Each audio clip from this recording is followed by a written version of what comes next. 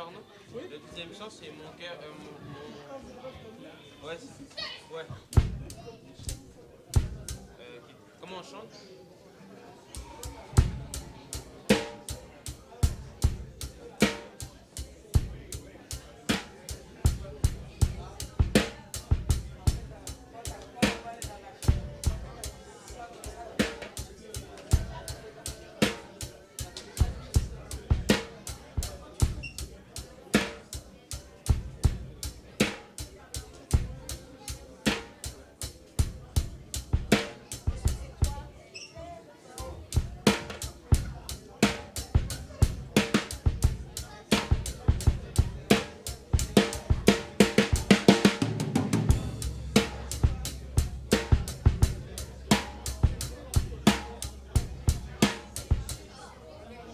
Oui, le truc, mon Dieu possède toutes choses.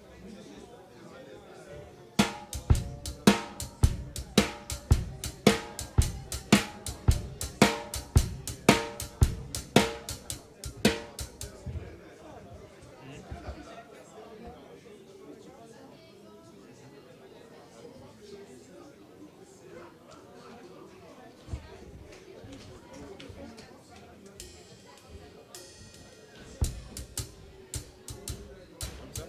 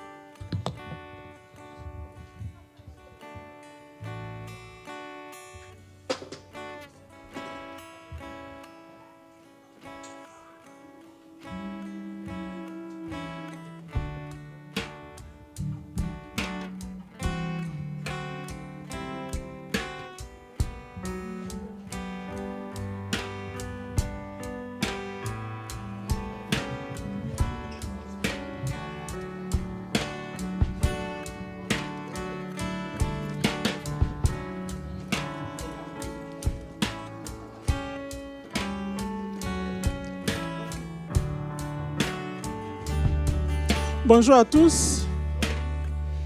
Est-ce que vous allez bien? Alors, je vous demande de prendre place. Nous allons commencer notre culte de ce matin.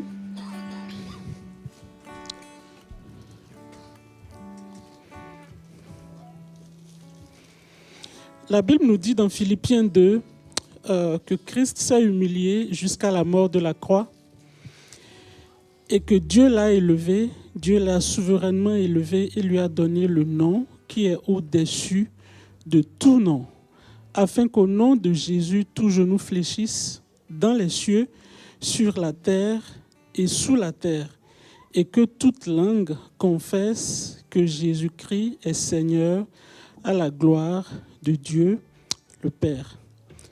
Alors commençons ce temps d'adoration avec le prochain chant. Ton nom est admirable, ton nom est au-dessus de tout autre nom. Alors on peut se mettre debout.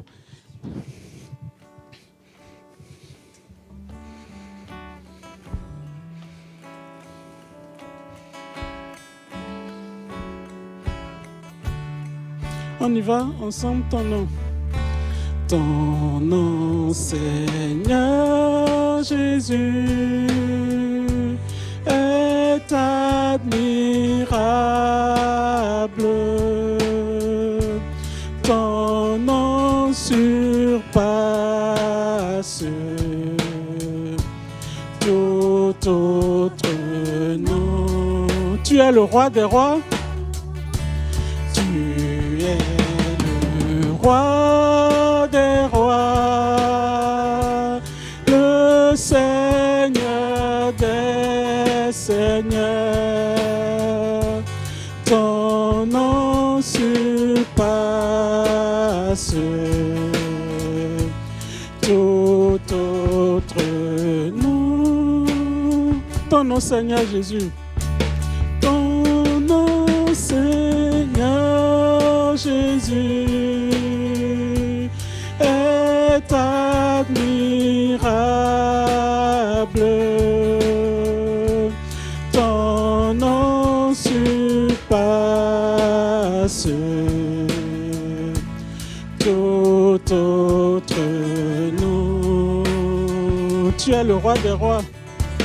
Tu es le roi des rois, le Seigneur des seigneurs, ton nom surpasse.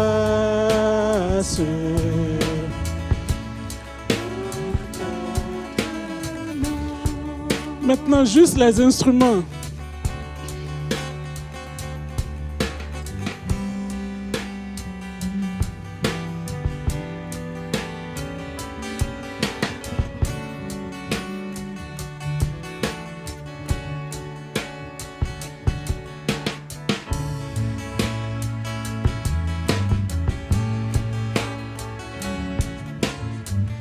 On y va tous ensemble. Tu es le roi des rois. Tu es le roi des rois, le Seigneur des seigneurs. Ton nom surpasse tout autre nom. Ton nom surpasse tout autre nom. Ton nom surpasse tout autre nom. Amen. Le nom de Jésus est au-dessus de tout nom. Dans l'évangile de Jean, le Seigneur a dit, « Si vous m'aimez, gardez mes commandements. » Celui qui aime Dieu, celui qui aime Jésus, est supposé garder ses commandements. Et les commandements de Dieu sont nombreux. Dieu nous appelle à la sainteté. Dieu nous appelle à être fidèles, quelles que soient les circonstances que nous traversons. Et le prochain chant que nous voulons prendre nous invite vraiment à aimer Dieu. Mon cœur voudrait t'aimer. Mon cœur voudrait assez t'aimer pour pouvoir supporter, pour pouvoir accepter les épreuves, accepter les circonstances que tu permets dans ma vie, même quand je ne comprends pas. Je voudrais assez t'aimer pour pouvoir supporter, pour pouvoir espérer, pour pouvoir accepter. Chantons ensemble. Mon cœur voudrait t'aimer.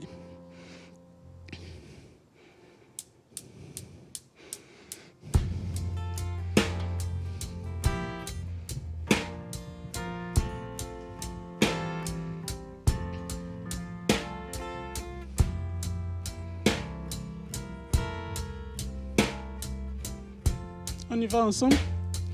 Mon cœur voudrait t'aimer, assez t'aimer, pour pouvoir supporter, tout supporter,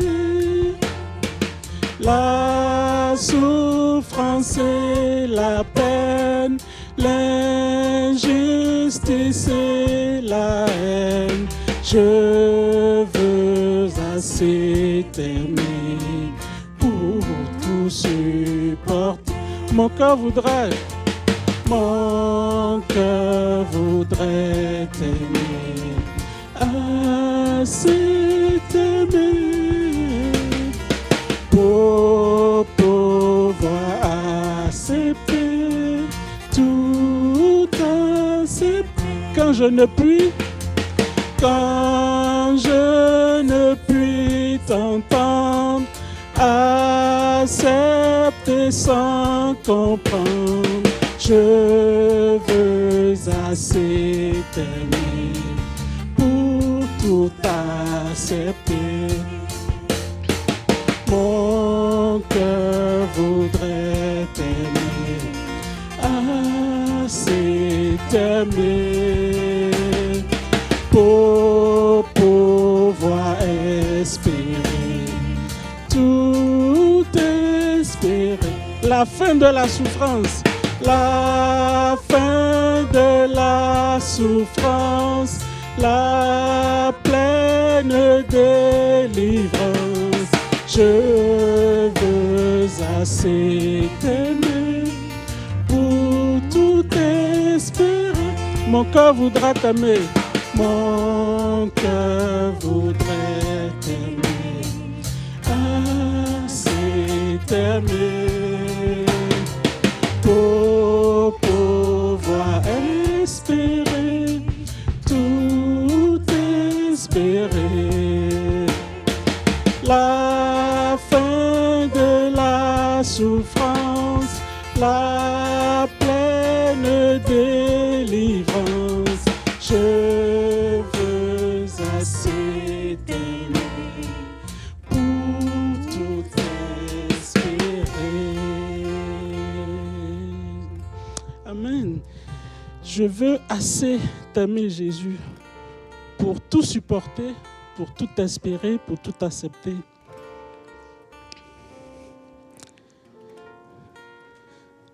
Dans l'épître de Paul aux Romains, c'est un passage que vous connaissez très bien. Romains chapitre 8, verset 31. Que dirons-nous donc à l'égard de ces choses? Si Dieu est pour nous, qui sera contre nous? Verset 32. Lui qui n'a point épargné son propre Fils, mais qui l'a livré pour nous tous, comment ne nous donnera-t-il pas aussi toutes choses avec lui? Comment ne nous donnera-t-il pas aussi toutes choses avec lui? Le prochain chant nous dit, mon Dieu possède toutes choses. Ton Dieu possède toutes choses. Il est le Dieu puissant. Sa vie est dans ses mains. Alors tu n'as rien à craindre. Alors chantons ensemble, mon Dieu possède toutes choses.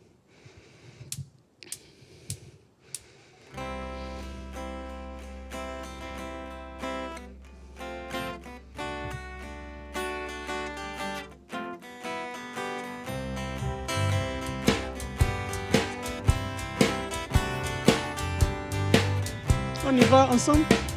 Mon Dieu possède toutes choses, c'est le Dieu tout-puissant. Mon Dieu possède toutes choses, et je suis son enfant. Mon Dieu possède toutes choses, et toutes ses richesses sont à moi. Mon Dieu possède toutes choses, je sais qu'il prendra soin de moi.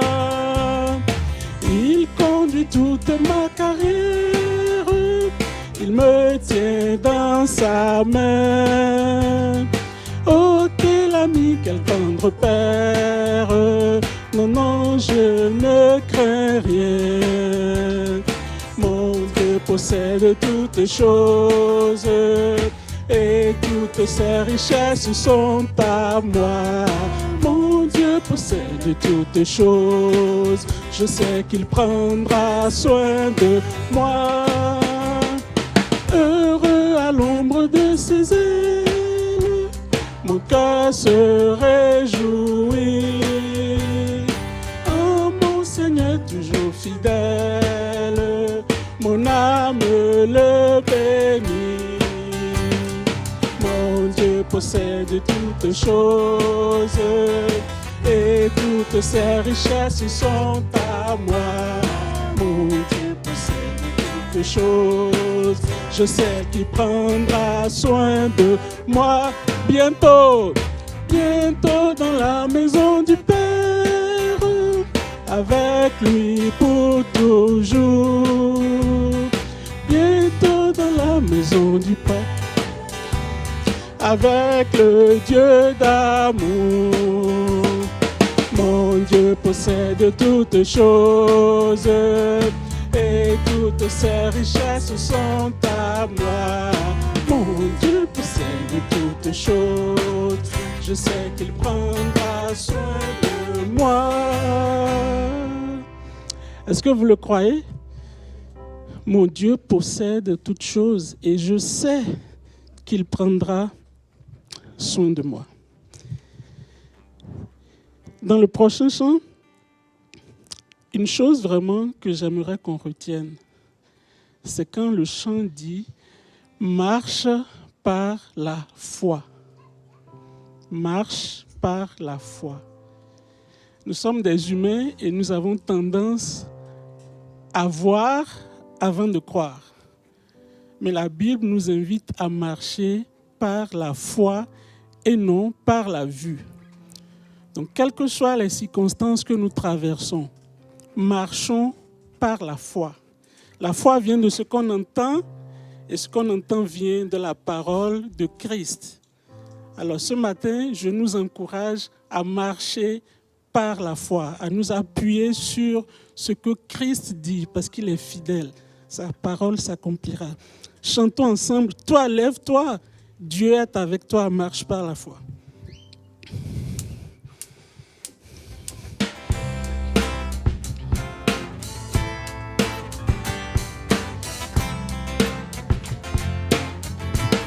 On y va ensemble.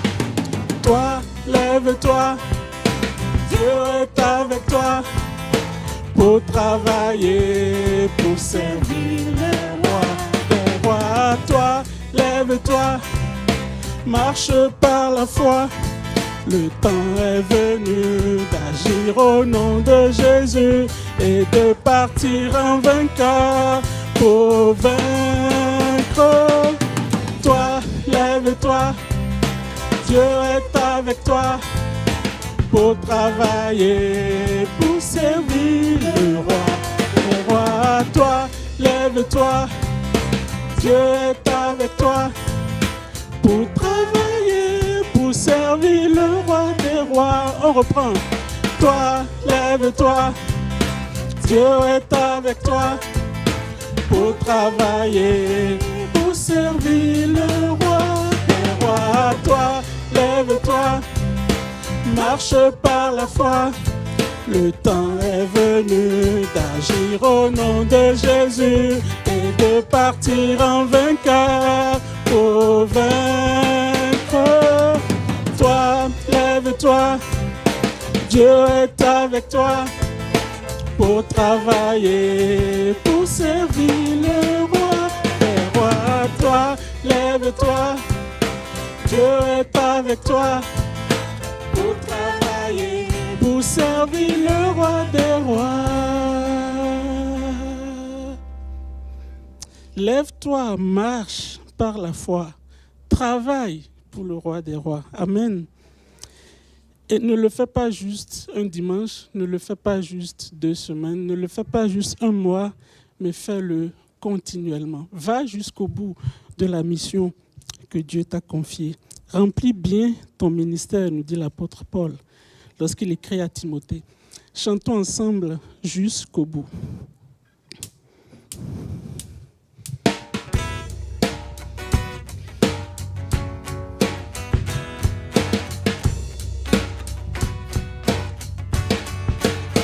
On y va, va, crois que la force du Seigneur est avec toi. Crois, si sa route est sur ses pas, tu seras, toi, messager de son amour et de sa croix. Va et ne te retourne pas jusqu'au bout, en son nom. Nous irons revêtus de lumière jusqu'au bout, en chantant. Nous irons jusqu'au bout de la terre. Bats-toi par la force du Seigneur et par la foi. Crois que son règne est avec nous ici-bas. Oh, l'ennemi n'a plus qu'à plier le genou, là où Jésus-Christ nous envoie jusqu'au bout. En son nom, nous irons revêtus de lumière jusqu'au bout. En chantant, nous irons jusqu'au bout de la terre, jusqu'au bout, jusqu'au bout, jusqu'au bout, jusqu'au bout, jusqu'au bout. Amen. Nous irons revêtus de sa lumière. Croyez-vous que Dieu fait encore des miracles?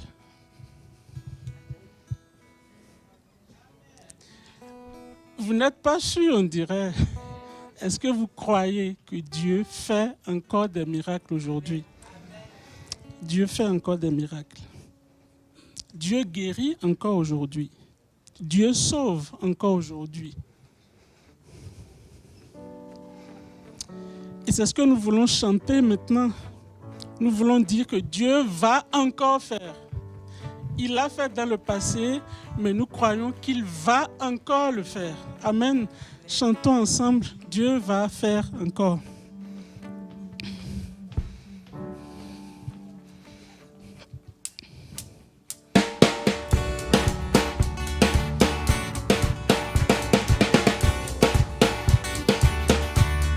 On y va ensemble.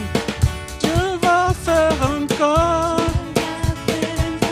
Dieu va faire encore. Alléluia. Il guérit les malades, il ressuscite les morts. Il est puissant pour sauver, il ne change pas. Dieu va faire des miracles, des miracles. Dieu va faire encore. Dieu va te bénir. Dieu va te bénir. Il est puissant, il guérit les malades, il ressuscite les morts. Il est puissant pour sauver, il ne change pas. Dieu va faire des miracles, des miracles. Dieu va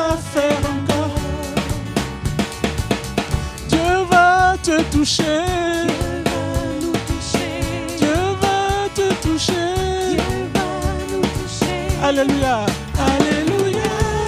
Il guérit les malades, il ressuscite les morts. Il est puissant pour sauver, il ne change pas. Dieu va faire des miracles, Dieu va faire encore.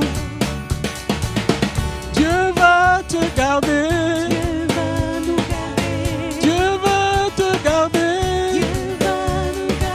Il est fidèle, il est fidèle, il guérit les malades, il ressuscite les morts. Il est puissant pour sauver, il ne change pas. Dieu va faire des miracles,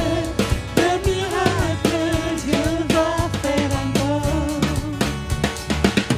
Dieu va te changer, Dieu va nous changer, Dieu va te changer.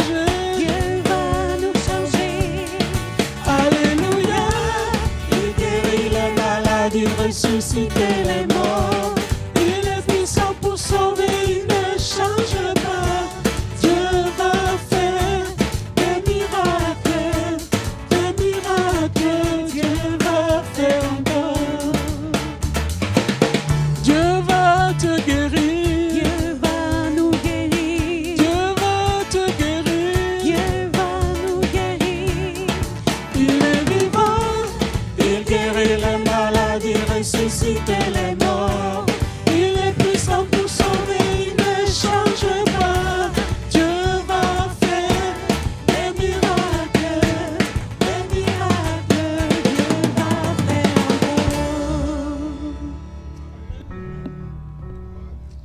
J'aimerais qu'on affiche les paroles du dernier couplet. Dieu va te guérir. Est-ce que tu peux reculer? On peut reculer. Dieu va te guérir. Voilà. Dieu va te guérir. Il est vivant, il guérit encore aujourd'hui des malades.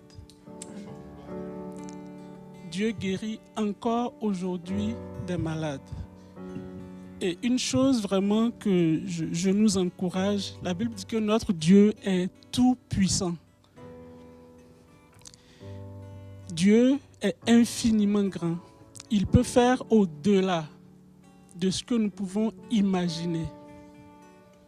Il peut faire au-delà de ce que nous pouvons lui demander, de ce que nous pouvons espérer. L'auteur de l'Épître aux Hébreux nous dit qu'il faut que celui qui s'approche de Dieu croit que Dieu existe et qu'il est le rémunérateur de notre foi. Alors je voudrais vraiment nous encourager ce matin à croire vraiment que Dieu est le même hier, aujourd'hui et éternellement. Il n'a pas changé, il a encore la puissance pour nous délivrer.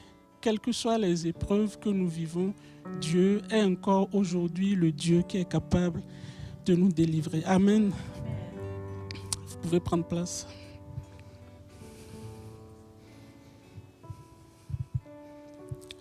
Je voudrais accueillir ceux qui nous visitent pour la première fois. Est-ce qu'on a des visiteurs ce matin? À ma gauche, des habitués. Au milieu, à ma droite, on a des visiteurs qui sont là mais qui ne sont pas là pour la première fois. Alors on est content vraiment de vous avoir, Denis, Marie-Claude, les deux Denis je dirais, les deux Denis et leurs épouses, que Dieu vous bénisse. On va prendre quelques secondes pour se saluer, pour se souhaiter la bienvenue. Et tout de suite après, les placeurs vont s'avancer pour les offrandes.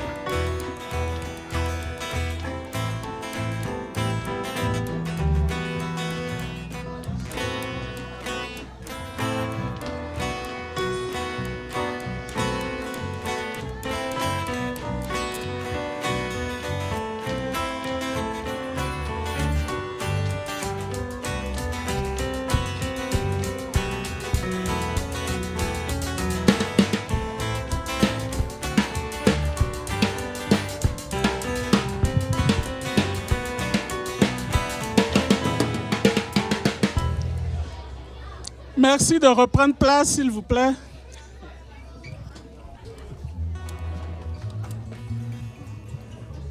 Alors, j'invite les placeurs à s'avancer pour les offrandes.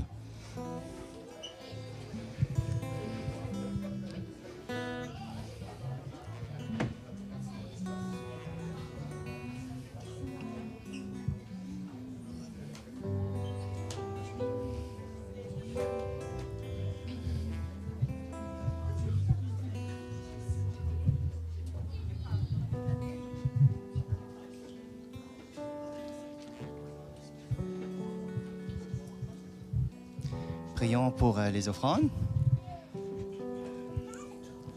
Père éternel, nous te remercions pour ce temps béni que nous passons ce matin. Merci Seigneur pour le privilège que nous avons de venir ici, tel que nous sommes Seigneur, à glorifier et élever ton nom Seigneur. Et comme nous avons chanté, tu es tout puissant Seigneur, tu es au-dessus de toutes choses. Et c'est toi qui pourvois à nos besoins. Et Seigneur, bénis ces offrandes que nous allons récolter pour toi, Seigneur. Continue de toucher nos cœurs. Et Seigneur, merci pour les finances de notre Église. Sois au contrôle de toutes choses, Seigneur. Au nom de Jésus-Christ. Amen.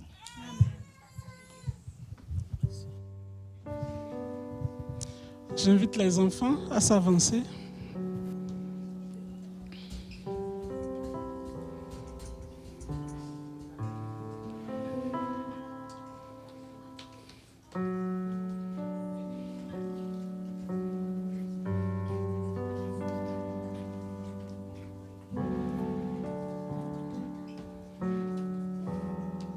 Est-ce que vous connaissez bien le chant? Comme un poème, Jésus, tu es mort sur la croix, ressuscité pour nous sauver. Pardon Seigneur pour mes péchés, toi mon ami, sois mon sauveur. Est-ce que quelqu'un aujourd'hui veut que Jésus soit son sauveur? J'ai juste entendu 2 personnes ici. Est-ce que quelqu'un ce matin veut que Jésus soit son sauveur?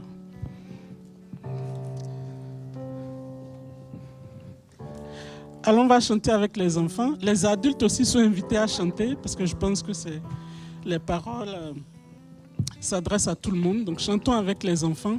Jésus, tu es mort sur la croix.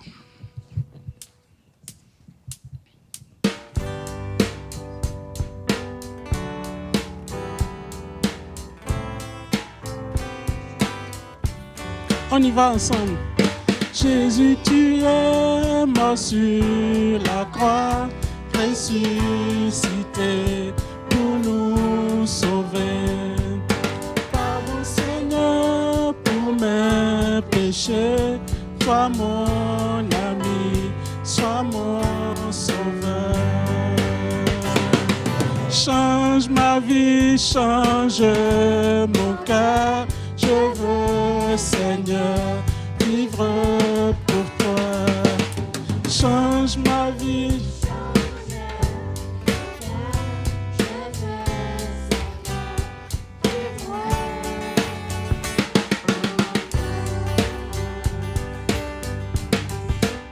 On y va.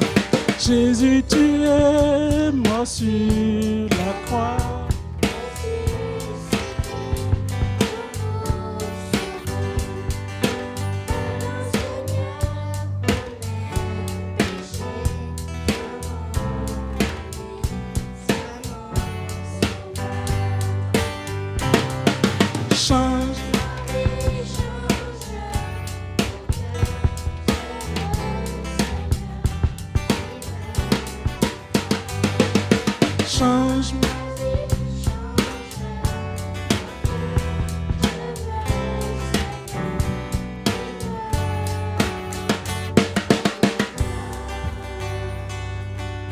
On va reprendre juste les voix, les enfants. Change ma vie. Change ma vie. Change mon cœur. Je veux, Seigneur, vivre pour toi. Change ma vie. Change mon cœur. Je veux, Seigneur, vivre pour toi. Amen. Seigneur, merci pour le don de ta vie. Seigneur, je te confie ces enfants. Je prie vraiment que tu changes leur vie. Je prie que tu changes leur cœur à la gloire de ton nom et qu'ils apprennent dès leur jeune âge à te craindre, à te connaître et à vivre pour toi. Je te prie, Seigneur, pour le temps qu'ils auront avec les moniteurs maintenant. Merci de leur enseigner ta parole et que cette parole produise du fruit dans leur vie. Au nom de Jésus. Amen. Vous pouvez aller à votre culte, les enfants.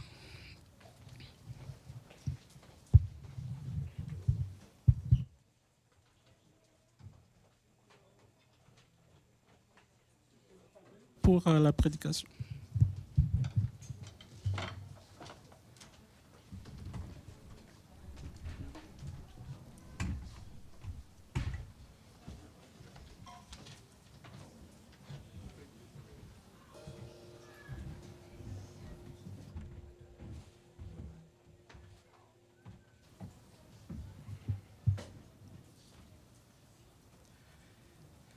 Bonjour à tous.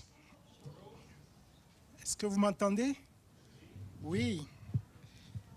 Quelle joie d'être là ce matin, de pouvoir voir mon frère, ma sœur et de partager ensemble la parole. Merci pour le temps de louange et merci Arnaud pour ce chant qui m'a touché beaucoup, surtout les paroles de Dieu qui dit « Dieu il guérit les malades. Il est puissant pour guérir les malades. » Et pendant qu'il parlait, je chantais ce chant, je pensais à plusieurs qui sont malades, qui vivent des épreuves à l'église. Et je suis convaincu que ce qu'on a chanté est vrai. Dieu guérit les malades. Et je pense aussi à mon père qui est malade actuellement, très malade. Et j'ai pensé à lui, j'ai une pensée pour lui. Et je pense, et j'ai la foi que Dieu peut le guérir. Et ce matin, on va continuer la série de prédications qu'on a sur la maturité. On a vu déjà quelques termes sur la maturité. Notre objectif encore pendant cette session, c'est vraiment de réfléchir et on espère que vous désirez vraiment grandir dans le Seigneur. On espère que la maturité spirituelle, c'est quelque chose qu'on veut rechercher quotidiennement. On veut rechercher pour avancer, pour être à l'image de Christ. Et donc ce matin, on va parler encore de sexualité. C'est un thème qui n'est pas facile. N'est pas facile parce que le monde, la société a perverti vraiment ce concept que Dieu, qui est un don de Dieu, et a dénaturé, c'est difficile pour les chrétiens et pour tout le monde d'ailleurs. Vous imaginez, on rencontre, que ce soit dans les rues, que ce soit à la télé, dans les médias, on n'a plus le sens réel de la sexualité. Et même dans nos couples, il y a de la difficulté par rapport à ça. Peut-être pour introduire, je me rappelle quand j'ai accepté le Seigneur, moi j'étais à l'église catholique et j'ai accepté le Seigneur. Et tout de suite, quand j'ai commencé à professer ma foi, les amis avec qui j'étais, une chose qu'ils ont remarqué ou qu'ils ont dit, c'est « Oh, toi, tu es tombé dans le piège. Tu es tombé dans le piège parce que tu ne peux plus. Tu es pris avec ça, là, c'est fini. Il faut que tu sois marié pour avoir des relations sexuelles. » Donc, c'est que l'image qu'on dépeint du christianisme, de la vie spirituelle, de la vie chrétienne, c'est fait par des interdits. Et malheureusement, aujourd'hui encore, dans l'Église, où nous, les jeunes, ils ont des amis qui veulent faire des choses et c'est souvent pris comme interdit. Et nous-mêmes, on n'enseigne pas facilement à regarder la vie chrétienne comme quelque chose de fun, comme quelque chose de joyeux. C'est souvent dans les interdits. On met souvent les interdits au premier plan et ça amène un fardeau. Quand je lis Éphésiens 1, où on a tellement des richesses comme chrétiens, il y a des théologiens qui disent que Éphésiens 1, c'est la banque du chrétien, qu'on ne vulgarise pas souvent, vraiment cette richesse qu'on a en Christ. Et le sujet de la sexualité, c'est un sujet justement parce qu'on est gêné, on a honte, on est pris, l'ennemi est content. Il est content parce qu'il nous emprisonne dans tout le plan que Dieu a pour nous par rapport à la sexualité. On est emprisonné et c'est difficile, même dans le couple, de pouvoir en parler simplement, sans tabou, comme d'autres sujets.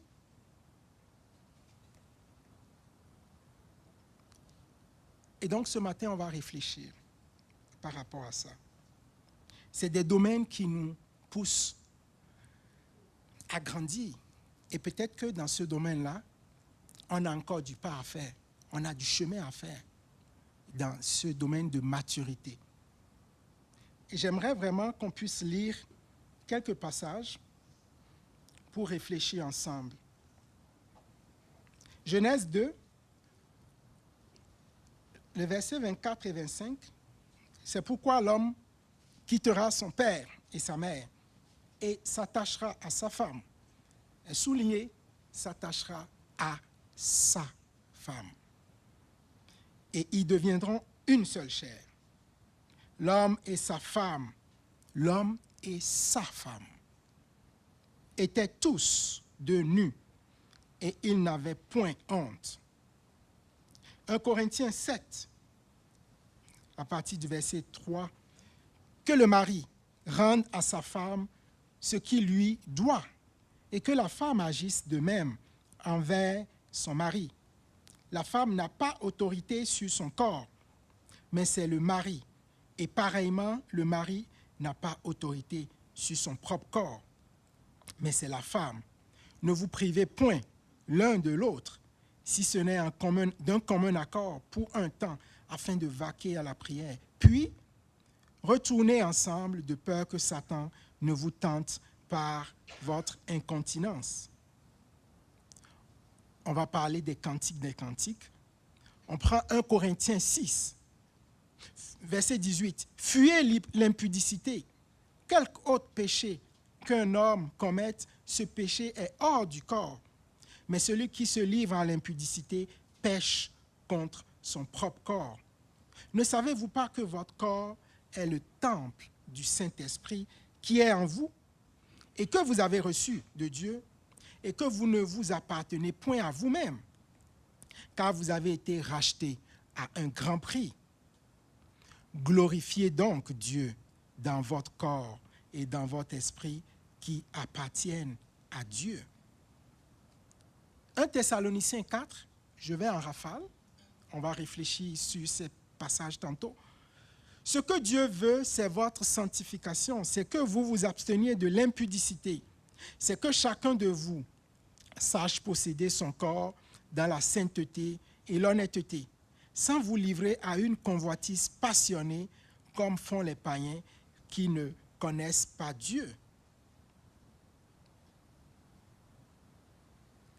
Prions ensemble. Seigneur, ce matin, merci pour ta parole. Ta parole est devant nous et nous voulons que tu nous parles. Nous voulons, Seigneur, garder silence et t'écouter ce matin nous instruire. Seigneur, humblement, nous voulons recevoir de toi. Et prépare nos cœurs, prépare nos vies à désirer grandir avec ce sujet-là pour te glorifier. Au nom de Jésus-Christ. Amen. On a lu plusieurs passages. Mais quand on regarde dans Corinthiens, le livre de Corinthiens, ça ressemble un peu à notre contexte d'aujourd'hui, dans ce qu'on vit aujourd'hui. La ville de Corinthe était moralement corrompue. Donc l'impudicité, l'immoralité étaient généralisées dans cette ville. Et non seulement généralisées, mais acceptées.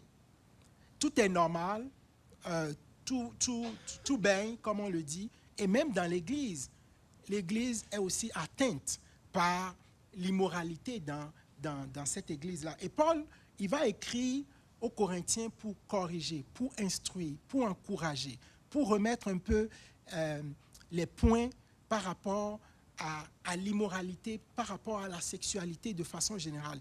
1 Corinthiens 6, 1 Corinthiens 7, il va parler vraiment de ce sujet-là. Il va parler du célibat, il va parler du mariage. Il va donner plus de détails sur vraiment comment on peut se comporter. Il y a des chrétiens dans cette église-là qui étaient sous influence et qui voyaient le mariage comme étant au-dessus du célibat. Donc, Paul va remettre un peu les pendules à l'heure pour pouvoir corriger. Mais la vérité dans tout ça, c'est que le plan de Dieu est de vivre une sexualité conforme à sa volonté. Le plan de Dieu, c'est vraiment qu'on puisse s'épanouir pleinement dans la sexualité. Et Dieu nous appelle à grandir. On parle de maturité. Dieu nous appelle ce matin à grandir dans tous les aspects de notre vie, y compris la sexualité. Et pour grandir et sortir emprisonné de ce que nous avons par rapport à des concepts qu'on a par rapport à la sexualité, nous devons déployer des efforts. Et pour grandir dans ce domaine, nous avons besoin de nous efforcer à comprendre, premièrement, le plan de Dieu. Deuxièmement, nous devons nous efforcer à appliquer le plan de Dieu. Et troisièmement, nous devons nous efforcer à partager, à propager ce plan-là. S'efforcer à comprendre le plan de Dieu sur la sexualité. Quel est le plan de Dieu? On a lu certains passages. Genèse 2, il nous donne le plan de Dieu. Il annonce les couleurs de Dieu par rapport à la sexualité. C'est pourquoi l'homme quittera son père et sa mère et s'attachera à sa femme. Et ils deviendront une seule chair. Et le verset 25 dit, ils étaient tous nus. Ils n'avaient pas honte. Ça, c'était la pensée originelle de Dieu.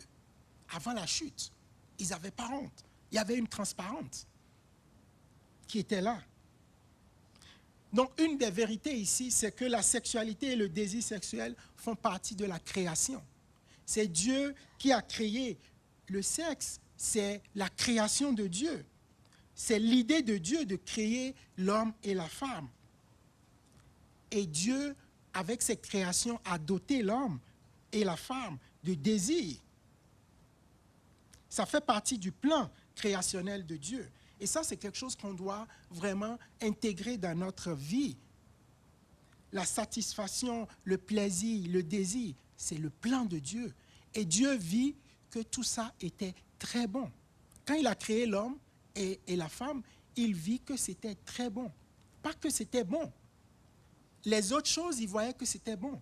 Mais avec l'homme, il crée l'homme en son image. Il voyait que c'était très bon. Donc le concept est là et c'est important qu'on puisse réaliser que ça vient de Dieu et c'est bon. C'est ce qu'on en fait qui peut être problématique. Donc dans le mariage, la relation sexuelle, c'est vraiment un processus dans lequel on devient une seule chair. Et qu'est-ce que ça veut dire, une seule chair? C'est une union non seulement qui va au-delà d'une union physique, c'est une union spirituelle, indissoluble, totale, corps, âme et esprit. C'est un don de soi, c'est une connaissance exclusive de l'autre qui est non partagée. C'est sa femme. C'est une expression d'un amour authentique et d'un respect. C'est un engagement mutuel et réciproque. Et on voit que ça va au-delà de l'acte physique.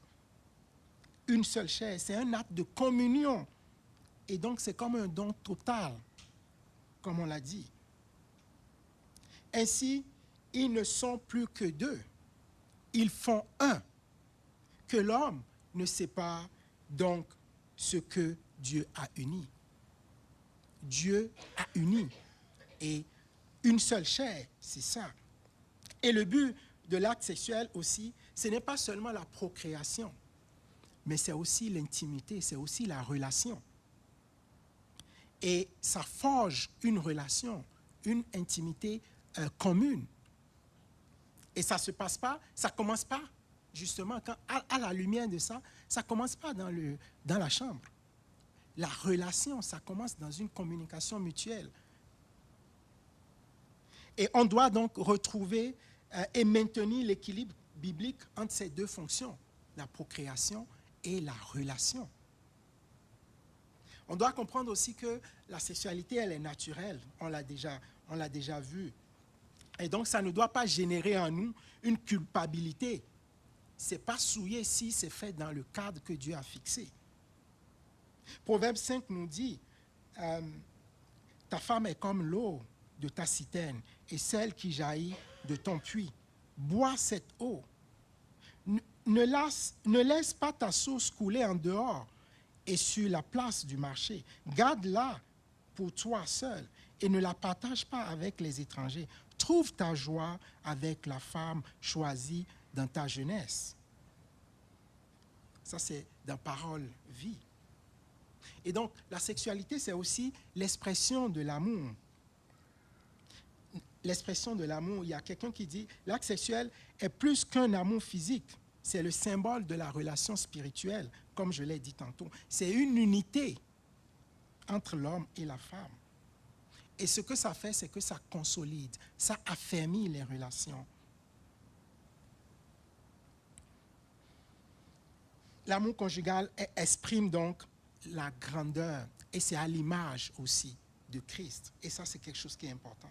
Donc, les relations sexuelles, 1 Corinthiens 7, le verset 3 nous dit, elles sont saines et elles sont bonnes et elles sont harmonieuses. Que le mariage soit honoré de tous et que le lit conjugal exempt de souillure, nous dit la parole de Dieu. Le principe de satisfaction, il y a aussi quand on l'a lu dans le verset 3, il y a aussi un principe de satisfaction mutuelle. Et ça, c'est ensemble.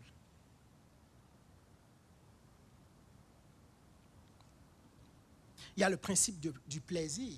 Donc, le plaisir dans les relations sexuelles, ça, on le voit aussi dans Proverbe 5, comme on l'a dit tantôt. Donc, le plaisir, ça vient de Dieu. Ça, c'est le plan de Dieu, c'est voulu de Dieu. C'est créé par Dieu. Et donc, ça amène à un accomplissement. Il y a un objectif qui est là. Et quand on regarde dans Cantique des Cantiques, le chant de Salomon, on voit comment ce plaisir-là peut se matérialiser. Il honore le désir des mariés. Dans Cantique 4, par exemple, il y a des projets romantiques. Dans Cantique 4, le verset 6 et 8, il y a des déclarations amoureuses. Dans le chapitre 9, le verset 9 à 15, ça éveille aussi l'amour. Verset 16. Donc la passion qui s'exprime, elle est magnifique, elle transforme l'amour. Le plaisir sexuel doit être régi par un principe que la sexualité n'existe pas pour soi-même. C'est le don de soi. C'est toujours rechercher le bonheur de l'autre. La sexualité ou les relations sexuelles sont égales et réciproques. Ça, on le voit dans 1 Corinthiens 7, le verset 4. Et le verset 5 nous dit que les relations sexuelles doivent être régulières et continues. Ça, c'est le plan de Dieu sur la sexualité. Et ça prend de comprendre, de saisir tous ces principes-là et maintenant de l'appliquer. Et comment je l'applique? Comment je l'applique? Donc, en résumé, on a parlé de désir. On a parlé d'image, c'est l'image qui vient de Dieu. Ça a été créé par Dieu. On a parlé de plaisir, on a parlé de relation et aussi de procréation. Mais ça commence par lire sur le sujet. Si tu veux comprendre ce plan de Dieu, commence par lire, commence à poser des questions. développe ta propre conviction par rapport à ça. Et ça, c'est un sujet qui n'est pas seulement pour les mariés. C'est pour tout le monde. Il n'y a pas d'âge de comprendre, d'avoir cette conviction. Parce que quand tu as la conviction et que tu comprends le plan de Dieu, c'est maintenant plus facile de pouvoir le mettre. Et c'est plus facile de l'appliquer. Et quand tu l'appliques, mais tu évites des déviations sexuelles. Donc le premier point, nous, on doit s'efforcer à comprendre le plan de Dieu. La deuxième chose, c'est de s'efforcer à l'appliquer. Et comment je l'applique? En recherchant la sainteté. En recherchant la sainteté. C'est ça le plan de Dieu. 1 Thessaloniciens nous dit, fuyez l'impudicité. Ce que Dieu veut, c'est votre sanctification. C'est qu'on puisse posséder notre corps pour que ça soit à la gloire de Dieu. Nous sommes le temple du Saint-Esprit. Et quand je comprends le plan de Dieu, mais je veux l'appliquer. Je veux mettre mon corps à glorifier Dieu. Peu importe que je sois marié ou non, mon corps doit être à la gloire de Dieu. Il doit rechercher la sanctification. Donc ça commence par la sainteté. Vivre une vie de sainteté. Ça, c'est le premier principe quand je comprends le plan de Dieu. Je dois fuir. C'est fuir l'impudicité, fuir l'immoralité. Ça me dit quoi? Je ne dois pas tomber dans les déviations sexuelles. Et il y en a plusieurs. Il y en a plusieurs. Et ce matin, j'aimerais regarder quelques qui sont. Je les ai pris. Une des déviations qu'on peut voir, même avant de les voir, vous regardez dans Genèse, par exemple, il y a déjà, juste dans Genèse, il y a déjà plusieurs déviations sexuelles qui sont là. La polygamie, l'adultère, l'homosexualité, la masturbation, la fornication, le viol, l'inceste, la prostitution, la séduction. Tout ça dans le même chapitre de Genèse. Ce matin, nous devons éviter de tomber dans le piège de la masturbation. La masturbation, c'est l'autogratification. C'est la convoitise, c'est une addiction pour se satisfaire soi-même. Ça, c'est un danger.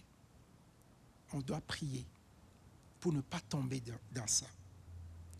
C'est valide pour ceux qui ne sont pas chrétiens, pour ceux qui ne sont pas mariés, et c'est valide pour ceux qui sont mariés.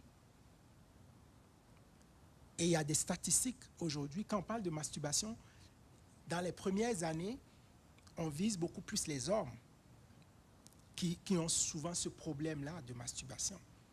Mais les statistiques, malheureusement, aujourd'hui, ont montré qu'il y a un gros taux de femmes aussi qui commencent à se masturber. Et l'ennemi est content. Et il faut faire attention à ça. La masturbation dans la vie de quelqu'un, c'est quelqu'un qui a peur de l'intimité sexuelle. Il ne veut pas se donner à l'autre. Il veut se satisfaire lui-même. Et ça, c'est un danger. Et pour en finir, c'est important de reconnaître que c'est un péché, de confesser ce péché-là, de demander à Dieu de nous purifier. Il y a une autre déviation, c'est la fornication. Et ça, la fornication, c'est quand on recherche des satisfactions en dehors du mariage. Et c'est ça que Paul va appeler péché contre son propre corps aussi. Et donc ça, c'est aussi quelque chose qui nous guette. Et ça guette que ce soit les mariés et les non-mariés. Et pour ceux qui sont mariés, quand il n'y a pas une vie sexuelle épanouie, mais l'ennemi, il est content dans le couple. Et il te réfère à la société. Mais si tu n'es pas content, voici une porte de sortie. Mais comme on a vu dans le plan de Dieu, c'est qu'est-ce qu'il faut faire? Communiquer. C'est quand la dernière fois que toi et ta femme, toi et ton mari, vous avez discuté de votre sexualité. Vous avez discuté, vous avez communiqué. Il y a le concubinage aussi. Mais il y a un passage qui nous donne de l'espoir. Sa divine puissance nous a donné tout ce qui contribue à la vie et à la piété. Tout. Amen. 1 Pierre. Tout ce qui contribue à la vie et à la piété. Ça implique la puissance de vaincre ces déviations qu'on peut avoir, ces tentations, cette immoralité qu'on peut avoir. Et nous pouvons vaincre ces déviations-là. La victoire est possible. On peut éviter les tentations sexuelles. On peut éviter de ne pas tomber dans le piège. Parce que les conséquences sont dramatiques. Les conséquences sont dramatiques. Dans le couple, c'est un bris de confiance. Il faut rebâtir. C'est dramatique. Et quand tu n'es pas en couple, ça brise quelque chose. Parce que tu as la honte de pouvoir partager. Mais il faut le faire, partager un frère avec un frère, une sœur, pour qu'on prie. Parce que la stratégie de l'ennemi, c'est quoi? C'est de l'isoler, c'est de t'isoler. De t'isoler. Mais tu peux partager. On peut faire attention à nos yeux. On peut contrôler nos pensées. Philippiens 4, 8 nous dit, au reste, frères, que tout ce qui est vrai, que tout ce qui est honorable, que tout ce qui est juste, que tout ce qui est pur, tout ce qui est aimable, tout ce qui mérite l'approbation, ce qui est vertueux et digne de louange, soit l'objet de nos pensées. Ça, c'est ce que la parole de Dieu nous demande. Et en plus, c'est de rappeler que notre corps, c'est le temple du Saint-Esprit. Et quand c'est le temple du Saint-Esprit, le verset 20 nous dit, glorifiez donc dans votre corps et votre esprit, parce que vous appartenez à Dieu. Nous appartenons à Dieu, et Dieu, il nous a transformés à sa gloire, et il possède notre corps. Et il veut que notre corps soit non seulement à son image, mais pour sa gloire.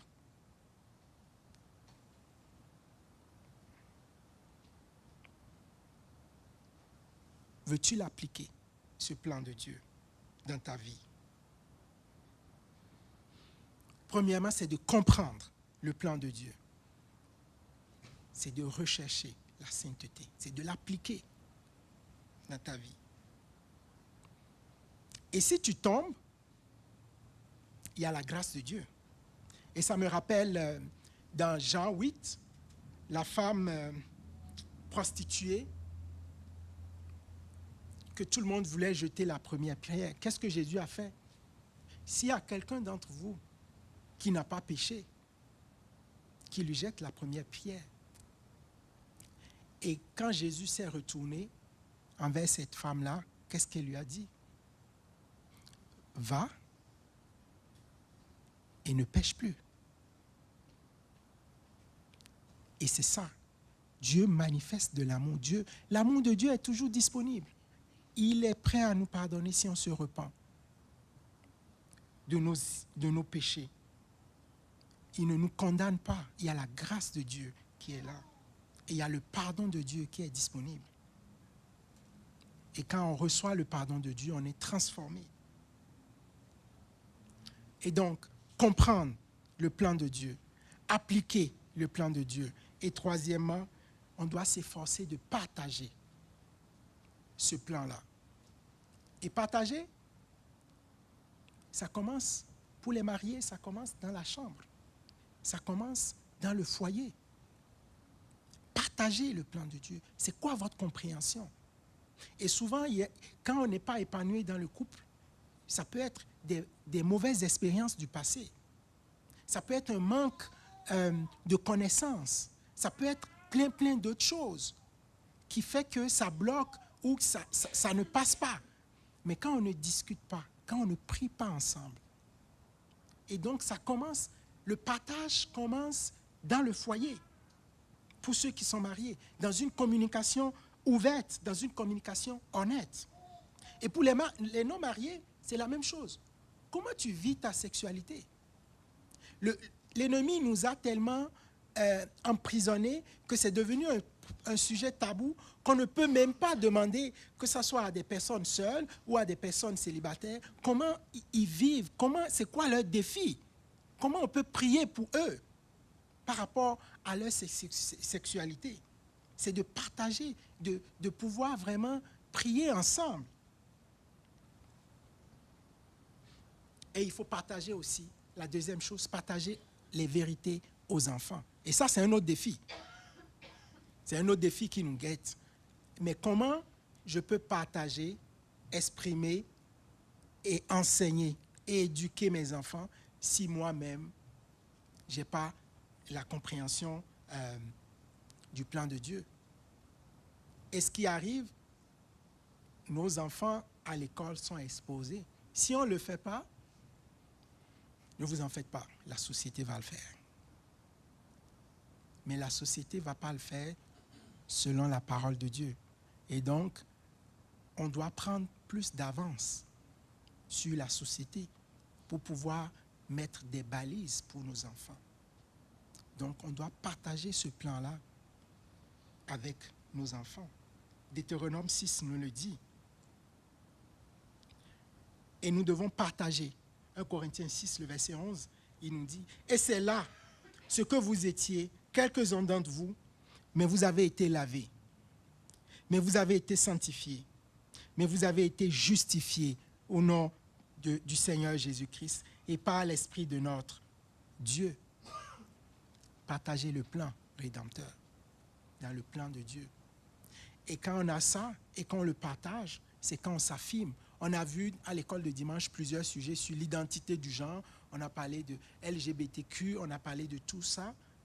Mais quand je comprends le plan de Dieu et que je veux l'appliquer et que je veux partager, je peux me positionner et pouvoir dire, c'est ça le plan de Dieu pour la sexualité. C'est ça le plan de Dieu. Voilà comment Dieu voit. Dieu n'a pas créé la femme et l'homme et quelqu'un au milieu, ou sans sexe. Et on peut vraiment s'affirmer. Parce qu'on était, comme le passage nous dit, voici, vous étiez quelques-uns, mais on a été transformés. Christ nous a lavés, et la solution est en Christ. La solution est en Jésus-Christ. Et si ce matin, tu ne connais pas le Seigneur, c'est sûr et certain que tu ne pourras pas appliquer le plan de Dieu. Que tu ne pourras peut-être pas te relever si tu vis dans des déviations sexuelles. Mais ça te prend de revenir à Christ. Parce que c'est lui la solution. Et la promesse est là. Il va te laver. Amen. Il va nous purifier. Il va nous sanctifier. Il va nous justifier. Et par après, avec l'Esprit de Dieu, tu deviendras une nouvelle créature. Et tu pourras marcher vers cette maturité-là. En conclusion, on veut rappeler que le plan de Dieu, c'est de vivre une sexualité selon sa volonté. Et Dieu nous appelle à grandir. Il veut qu'on grandisse dans ce point-là, dans ce sujet-là. Et qu'on rende ce sujet plus sans tabou, qu'on puisse en discuter et prier ensemble. Que l'Église puisse vraiment se lever et grandir ensemble par rapport à la sexualité. Mais ça nous prend des efforts. Ça nous prend de déployer, de s'efforcer de comprendre ce plan-là qui est devant nous. Ça nous prend d'appliquer, et ça c'est à nous, d'utiliser notre corps à la gloire de Dieu, de rechercher la sainteté. Et ça nous prend de partager. Ça commence dans nos foyers et ça finit dans l'Église et dans le monde, de partager le plan de Dieu. Que le Seigneur bénisse sa parole.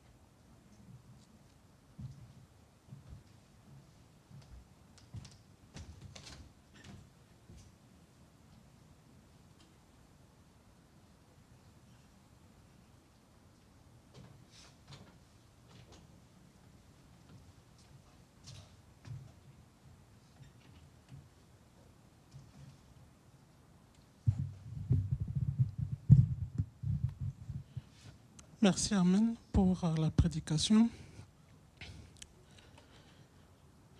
Avant de prier, j'aimerais juste nous encourager vraiment. Tout à l'heure, durant le temps de louange, je disais qu'il faut qu'on marche par la foi. Et quand Amen prêchait, ça m'est revenu. Et pourquoi ça m'est revenu, c'est que l'apôtre Paul, toujours dans 1 Corinthiens 5, il dit que nous sommes sans levain. Et c'est un verset qui me... C'est comment je suis sans levain, mais j'ai encore des luttes. Puis je voudrais vraiment nous encourager une fois de plus, et je me parle à moi-même, il faut que je croie ce que la Bible dit. Je suis sans levain, donc nous avons la capacité, nous avons la puissance de marcher dans la pureté. Nous avons vraiment la puissance de le faire.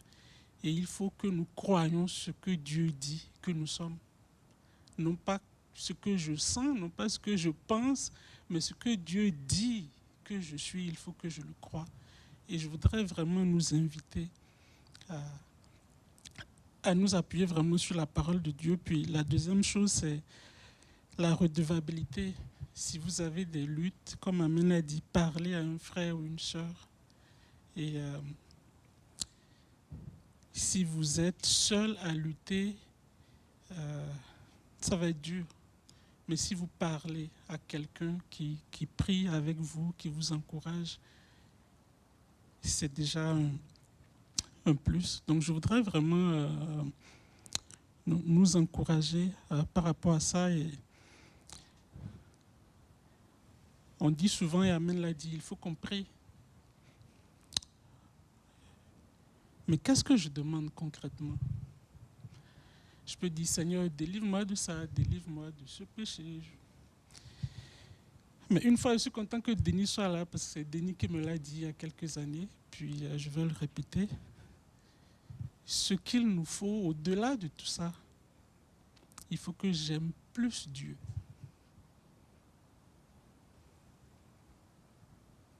Il faut que j'aime plus Dieu que mon péché. Plus je vais aimer Dieu, et moins je vais aimer mon péché. Plus je vais aimer Dieu, plus le péché va me dégoûter.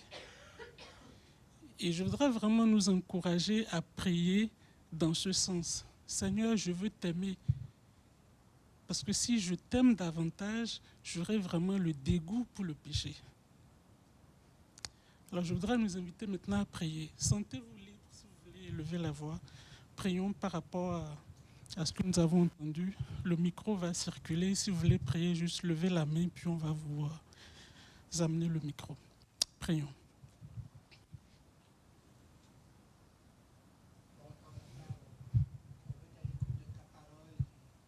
On va te demander pardon parce qu'on sait que dans nos vies, dans la société d'aujourd'hui, les chrétiens ne sont point épargnés. On transgresse souvent ta volonté dans la vie sexuelle quotidienne. Et comme Arnaud le disait, Seigneur, apprends-nous à remplacer ces choses vaines par les choses d'importance pour toi, dont ton amour en premier. Permets, Seigneur, que ce ne soit pas tabou. Permets qu'on puisse avoir le courage de parler, le courage de choisir la vérité.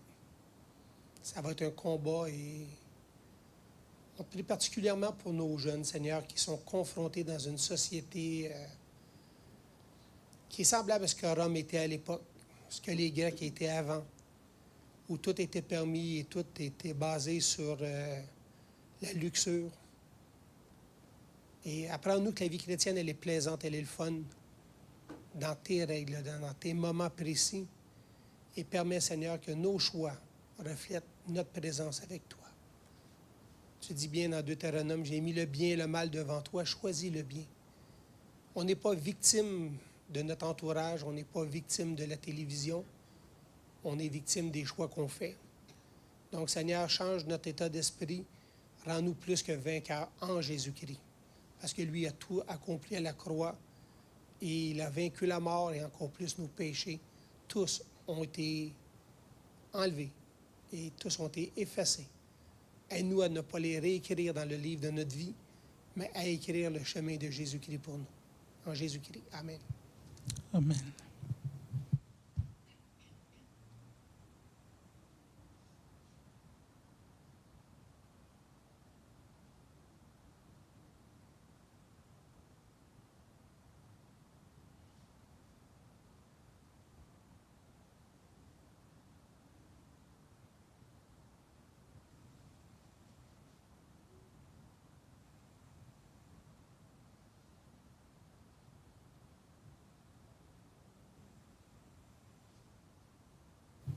Seigneur, je veux te prier pour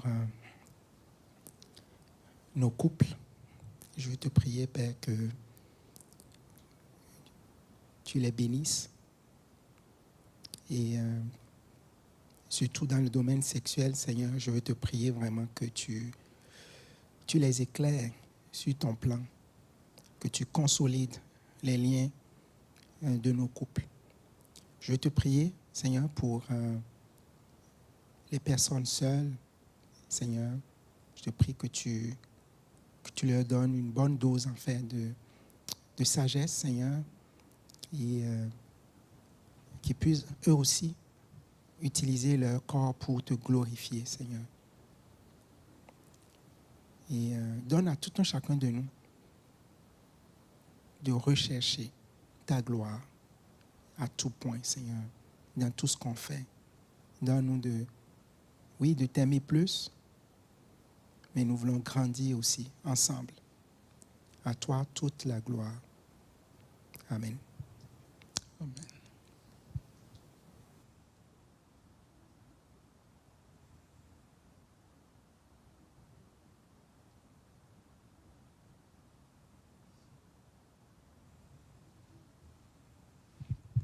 Seigneur, merci pour ta parole.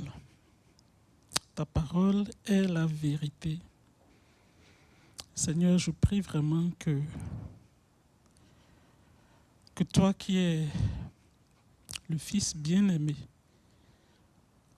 que tu puisses affranchir toute personne qui lutte, toute personne qui vit des combats actuellement, Seigneur Jésus. Ta parole dit que si le Fils vous affranchit, vous serez réellement libre.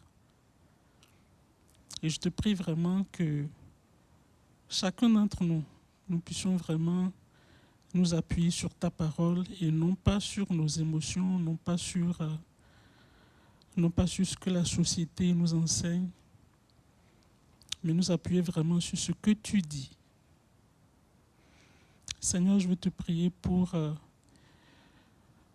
les jeunes, que vraiment tu les préserves, que tu leur donnes vraiment de croire vraiment en toi, que tu leur donnes d'être ancrés dans ta parole. Seigneur, je te prie que tu donnes la force à ceux qui veulent demander de l'aide et qui ont peur peut-être d'être jugés, qui ont peur de la réaction du frère ou de la sœur. Je prie vraiment qu'ils puissent réaliser, Seigneur, que c'est ta volonté. Et je prie vraiment que tu donnes sagesse à chaque frère, à chaque sœur qui va vouloir aider, qui va vouloir encourager, qui va vouloir exhorter.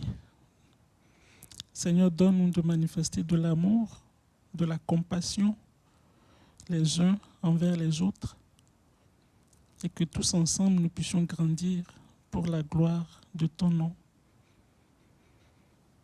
Seigneur Jésus, nous avons besoin de toi, nous nous attendons à toi. Et nous te prions vraiment que tu nous soutiennes, chacun d'entre nous dans nos luttes. Tu les connais, dans nos défis, tu nous vois, et je prie vraiment que tu nous donnes de nous reposer sur toi. La force, la victoire est possible en Christ. Alors donne-nous vraiment de nous accrocher à toi. Au nom de Jésus. Amen. On va passer aux annonces. Je vais inviter Joël tout de suite pour une annonce.